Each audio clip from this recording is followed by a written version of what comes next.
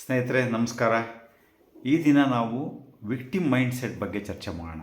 ತಾವೇನಾದರೂ victim ಮೈಂಡ್ಸೆಟ್ಟಿಂದ ಬಳಲ್ತಾ ಇದ್ದೀರಾ ಮತ್ತು ಇದರಿಂದ ಆಚೆ ಬರ್ತಕ್ಕಂಥದ್ದು ಹೇಗೆ? ವಿಕ್ಟಿಮ್ ಮೈಂಡ್ಸೆಟ್ ಅಂದರೆ ಏನು ಅನ್ನುವಂಥದ್ದು ನೋಡಿ. ನಾವು ಕೆಲವು ಸಾರಿ ಗಮನಿಸಿರ್ತೇವೆ, ನಮ್ಮ ಸುತ್ತಮುತ್ತ ಇರ್ತಕ್ಕಂಥ ಕೆಲವು ಜನ ಅಥವಾ ನಾವೇ ಇರಬಹುದು, ಹಲವಾರು ಜನ ಸೇರಿದಾಗ, ಒಂದು ಕಚೇರಿ ಇರ್ಬೋದು, ಒಂದು ಸಾಮಾಜಿಕ ಸನ್ನಿವೇಶ ಇರ್ಬೋದು, ಅಥವಾ ಬಂಧುಗಳು ಸೇರಿರಬಹುದು, ನಮ್ಮ ರಿಲೇಷನ್ಸಲ್ಲೆಲ್ಲ.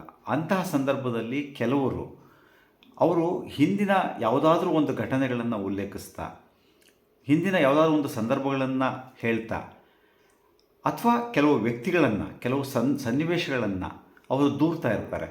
ಸೊ ಅವರಿಂದ ನಾನು ಚೆನ್ನಾಗಿಲ್ಲ, ನನ್ನ ಪರಿಸ್ಥಿತಿ ಚೆನ್ನಾಗಿಲ್ಲ, ನನಗೆ ಅನಾರೋಗ್ಯ ಆಗಿದೆ, ಅಥವಾ ನನಗೆ ಅನೇಕ ರೀತಿಯಾಗಿರ್ತಕ್ಕಂಥ ತೊಂದರೆ ಆಗಿದೆ, ಅದರಿಂದ ನನಗೆ ಹೊರ ಬರೋಕ್ಕಾಗ್ತಿಲ್ಲ, ಅದರಿಂದ ನನಗೆ ಬೆಳವಣಿಗೆ ಆಗೋಕ್ಕಾಗ್ತಿಲ್ಲ, ನಾನು ಖುಷಿಯಾಗಿಲ್ಲ ಅನ್ನುವಂತಹ ಮಾತುಗಳನ್ನಾಡುವಂಥದ್ದನ್ನು ತಾವು ಗಮನಿಸಿದ್ದೀರಾ? ಸೊ ಇಂತಹ ವ್ಯಕ್ತಿಗಳು ಹಲವಾರು ಸಾರಿ ನಮಗೆ ಸಿಗ್ತಾ ಇರ್ತಾರೆ, ಅಥವಾ ನಾವೇ ಅಂತಹ ವ್ಯಕ್ತಿಗಳಲ್ಲಿ ಆಗಿರಬಹುದು. ಅದನ್ನು ನಾವು ಗುರುತಿಸ್ತಕ್ಕಂಥದ್ದು ಬಹಳ ಮುಖ್ಯ.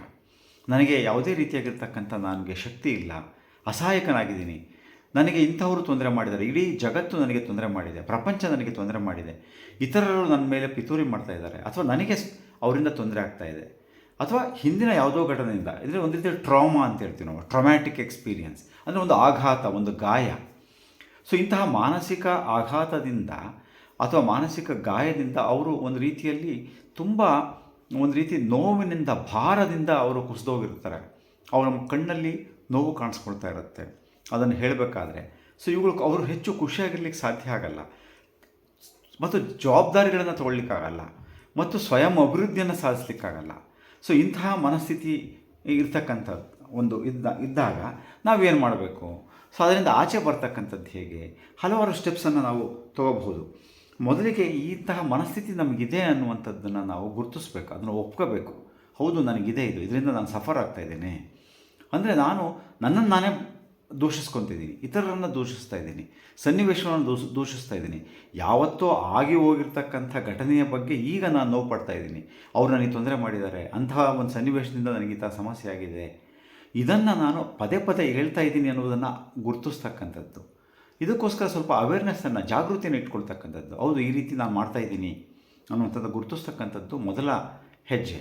ಅಂದರೆ ನನಗೆ ಖುಷಿಯಾಗಿರೋಕ್ಕಾಗ್ತಿಲ್ಲ, ಅಥವಾ ಇಂತಹ ಸಮಸ್ಯೆ ಆಗ್ತಾಯಿದೆ, ಬೇರೆಯವರು ಅನೇಕ ರೀತಿಯಾಗಿರ್ತಕ್ಕಂಥ ಒತ್ತಡ ಇದ್ದಾವೆ ನನಗೆ, ಅದಕ್ಕೋಸ್ಕರ ಈ ಕೆಲಸ ಮಾಡೋಕ್ಕಾಗ್ತಿಲ್ಲ, ಈ ರೀತಿ ಅನೇಕ ರೀತಿಯಾಗಿರ್ತಕ್ಕಂಥ ಒಂದು ನೆಪಗಳನ್ನು ಒಡ್ಕೊಳ್ತಕ್ಕಂಥದ್ದು. ಅದು ನೈಜವಾಗಿಯೇ ಇರುತ್ತೆ.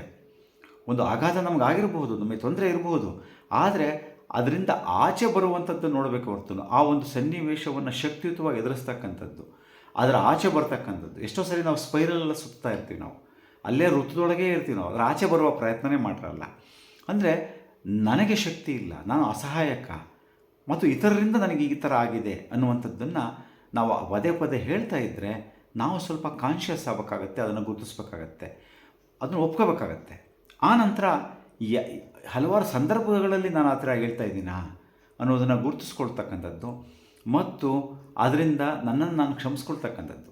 ಆ ರೀತಿ ಮನಸ್ಥಿತಿ ಇದ್ದರೆ ನನ್ನನ್ನು ಮೊದಲು ಕ್ಷಮಿಸ್ಕೋಬೇಕು. ಅಯ್ಯೋ, ನನಗೆ ಈ ಥರ ಆಗಿದೆ, ಹೌದು, ನನಗೆ ಅದನ್ನು ಒಪ್ಕೊಂಡಿದ್ದೀನಿ ನಾನು, ಹೌದು, ಇದು ಇಟ್ಸ್ ಓಕೆ, ಇದನ್ನು ನಾನು ಕ್ಷಮಿಸ್ಕೋಬೇಕು, ಇದರಿಂದ ಆಚೆ ಬರಬೇಕು ನಾನು ಅಂತೇಳಿ. ಮತ್ತು ಮೂರನೇದು, ಇತರರನ್ನು ಕ್ಷಮಿಸ್ಬೇಕು. ಆ ರೀತಿ ಘಟನೆ ಯಾವಾಗಲೂ ಆಗಿರ್ಬೋದು, ನಿಮಗೆ ಬೇರೆಯವ್ರು ತೊಂದರೆ ಮಾಡಿರಬಹುದು, ಸನ್ನಿವೇಶ ನಿಮಗೆ ತೊಂದರೆ ಆಗಿರಬಹುದು, ಮಾನಸಿಕ ಆಘಾತ, ಗಾಯ ಆಗಿರಬಹುದು, ಆದರೆ ಅದು ಯಾವತ್ತೋ ಗತಕಾಲ. ಅದು ಅದರಿಂದ ಆಚೆ ಬರೋ ಪ್ರಯತ್ನ ಮಾಡಬೇಕಲ್ಲ. ನಾನು ಬಲಿಪುಷವಾಗಿದ್ದೀನಿ ಅನ್ನುವಂಥದ್ದನ್ನು ಇಟ್ಕೊಳ್ದಲೇ ಅದರಿಂದ ಆಚೆ ಬರುವಂಥ ಪ್ರಯತ್ನ ಮಾಡಬೇಕಾದ್ರೆ ನನ್ನನ್ನು ನಾನು ಕ್ಷಮಿಸ್ಕೋಬೇಕಾಗತ್ತೆ, ಇತರರನ್ನು ಕ್ಷಮಿಸ್ಬೇಕಾಗತ್ತೆ. ಮತ್ತು ಬಹಳ ಮುಖ್ಯವಾಗಿ ನನ್ನ ಒಂದು ಸೆಲ್ಫ್ ಟ್ರಸ್ಟ್ ಏನಿದೆ, ನನ್ನ ಬಗ್ಗೆ ನಾನು ನಂಬಿಕೆ ಇಟ್ಕೋಬೇಕಾಗತ್ತೆ, ಆತ್ಮಗೌರವವನ್ನು ಹೆಚ್ಚಿಸ್ಕೋಬೇಕಾಗತ್ತೆ. ಸೊ ಈ ರೀತಿ ಇದ್ದಾಗ ಆತ್ಮಗೌರವ ಇರಲ್ಲ, ನಾವು ಪದೇ ಪದೇ ನಮ್ಮ ಬಗ್ಗೆನೇ ನಾವು ಹೇಳ್ಕೊಳ್ತಾ ಇರ್ತೀವಿ, ನಮಗೆ ಗೊತ್ತೇ ಆಗೋದಿಲ್ಲ. ಮತ್ತು ನಾವು ಮೈಂಡ್ಫುಲ್ನೆಸ್ ಮೆಡಿಟೇಷನ್ನು ಮಾಡಬಹುದಾಗಿರ್ತಕ್ಕಂಥದ್ದು. ಒಂದು ಮೆಡಿಟೇಷನ್ನಲ್ಲಿ ಧ್ಯಾನ ಮಾಡ್ತಕ್ಕಂಥದ್ದು, ಉಸಿರಾಟದಲ್ಲಿ ಗಮನ ಹರಿಸ್ತಕ್ಕಂಥದ್ದು, ಮತ್ತು ಬಹಳ ಮುಖ್ಯವಾಗಿ ಒಂದು ಕೃತಜ್ಞತೆಯನ್ನು ಹೊಂದತಕ್ಕಂಥದ್ದು, ಗ್ರ್ಯಾಟಿಟ್ಯೂಡ್. ನನಗೆ ಇಷ್ಟೆಲ್ಲ ಇದೆ ಜೀವನದಲ್ಲಿ, ಕಷ್ಟ ಇದೆ ಅನ್ನುವಂಥದ್ದೇನಿದೆ, ಆ ಟ್ರೋಮಾಯಿಂದ ಎಷ್ಟೋ ಸರಿ ನಮಗೇನಾಗ್ತದೆ, ಕೋಪ ಇರುತ್ತೆ, ಮತ್ತು ಅದು ಖಿನ್ನತೆಗೆ ದೂಡಿರ್ಬೋದು ನಮ್ಮನ್ನು, ಅಥವಾ ಕ್ಲಿನಿಕಲ್ ಡಿಪ್ರೆಷನ್ ಅಲ್ಲದೆ ಹೋದ್ರೂ ಒಂದು ರೀತಿಯ ಖಿನ್ನತೆಯ ಮನಸ್ಥಿತಿಗೆ ನಮ್ಮನ್ನು ದೂಡಿರ್ಬೋದು. ಅದರಿಂದ ನಮಗೆ ಒಂದು ರೀತಿಯ ಒಂದು ಜಡತ್ವ ಬಂದಿರಬಹುದು. ಜಡತ್ವ ಅಂದರೆ ನನಗೆ ಏನನ್ನೂ ಮಾಡಲಿಕ್ಕಾಗದೇ ಇರುವಂಥ ಸ್ಥಿತಿ, ಇವರಿಂದನೇ ನನಗೆ ಹಿಂಗಾಗಿದೆ, ಅದಕ್ಕೆ ನಾನೇನು ಮಾಡೋಕ್ಕಾಗ್ತಾಯಿಲ್ಲ. ಸೊ ಅದರಿಂದ ಆಚೆ ಬರುವಂತಹ ಪ್ರಯತ್ನ, ಆತಂಕದ ಮನಸ್ಥಿತಿ, ಇದರಿಂದ ಹೊರಬರಬೇಕಾದ್ರೆ ನನ್ನೊಳಗೆ ಒಂದು ಶಕ್ತಿ ಇದೆ, ನನ್ನೊಳಗೆ ಪುಟಿದೇಳುವಂತಹ ಒಂದು ಶಕ್ತಿ ಇದೆ, ಅದನ್ನು ಗುರುತಿಸ್ತಕ್ಕಂಥದ್ದು. ಅದು ಮಾಡಬೇಕಾದ್ರೆ ನಾವು ನಮ್ಮ ಲಹರಿಯನ್ನು ನಾವು ಸರಿಯಾಗಿ ಮೂಡನ್ನು ನಾವು ಮ್ಯಾನೇಜ್ ಮಾಡಬೇಕಾಗತ್ತೆ. ಗ್ರ್ಯಾಟಿಟ್ಯೂಡನ್ನು, ನನಗೆ ಎಷ್ಟೊಂದು ಅನುಕೂಲಗಳಿದೆ. ನಾವು ನೋಡಿದಾಗ ಎರಡು ಸೈಡ್ ಇರುತ್ತೆ. ಒಂದು ನಮ್ಮ ಬಗ್ಗೆನೇ ಒಂದು ಬ್ರೈಟರ್ ಸೈಡ್ ಇರುತ್ತೆ, ಒಂದು ಡಾರ್ಕ್ ಸೈಡ್ ಇರುತ್ತೆ. ನೀವು ಡಾರ್ಕ್ ಸೈಡನ್ನು ನೋಡ್ತಾ ಇದ್ದರೆ ಅದೇ ಜಾಸ್ತಿ ಕಾಣ್ತಾ ಇರುತ್ತೆ, ಬ್ರೈಟರ್ ಸೈಡ್ ನೋಡ್ತಾ ಇದ್ದರೆ ಅದೇ ನಮಗೆ ಚೆನ್ನಾಗಿ ಕಾಣಿಸುತ್ತೆ. ಅದರಿಂದ ಗ್ರ್ಯಾಟಿಟ್ಯೂಡ್ ಏನಿದೆ, ಕೃತಜ್ಞತೆಯನ್ನು ನಾವು ವ್ಯಕ್ತಪಡಿಸ್ತಕ್ಕಂಥದ್ದು. ನನಗೆ ನನ್ನ ಜೀವನದಲ್ಲಿ ಎಷ್ಟೊಂದು ಒಳ್ಳೆಯದಾಗಿದೆ, ನನಗೆ ಎಷ್ಟೊಂದು ಒಳ್ಳೆಯದಾಗಿರ್ತಕ್ಕಂಥ ಕೆಲಸಗಳು ನನಗಾಗಿದೆ, ಎಷ್ಟೊಂದು ನನ್ನ ಜೀವನ ಚೆನ್ನಾಗಿದೆ ಅನ್ನುವಂಥದ್ದನ್ನು ನಾವು ಅಂದ್ಕೊಳ್ತಕ್ಕಂಥದ್ದು. ಅದ್ರ ಬಗ್ಗೆ ನಾವು ಆಟೋ ಸಜೆಷನನ್ನು ಆಗಾಗ್ಗೆ ಆ ಮನಸ್ಥಿತಿಯನ್ನು, ಹೇಳಿಕೆಗಳನ್ನು ನಾನು ಚೆನ್ನಾಗಿದ್ದೀನಿ, ನನ್ನ ಜೀವನ ಚೆನ್ನಾಗಿದೆ ಅಂತ ಹೇಳ್ಕೊಳ್ಳೋದ್ರಿಂದ ಆತ್ಮವಿಶ್ವಾಸ ನಿಧಾನಕ್ಕೆ ಜಾಸ್ತಿ ಆಗ್ತದೆ. ಮತ್ತು ಅದರಿಂದ ನಾವು ಸಮಸ್ಯೆಯಿಂದ ಆಚೆ ಬರಲಿಕ್ಕೆ ಸಾಧ್ಯ ಆಗುತ್ತೆ. ನಮ್ಮ ಮನೋಭಾವನ, ಆ್ಯಟಿಟ್ಯೂಡನ್ನು ಬದಲಾಯಿಸ್ಕೋಬೇಕಾಗತ್ತೆ. ಮತ್ತು ಅದರಿಂದ ಜವಾಬ್ದಾರಿಯನ್ನು ತೆಗೆದುಕೊಳ್ಳುವಂಥದ್ದು ರೂಢಿ ಮಾಡ್ಕೋಬೇಕಾಗತ್ತೆ.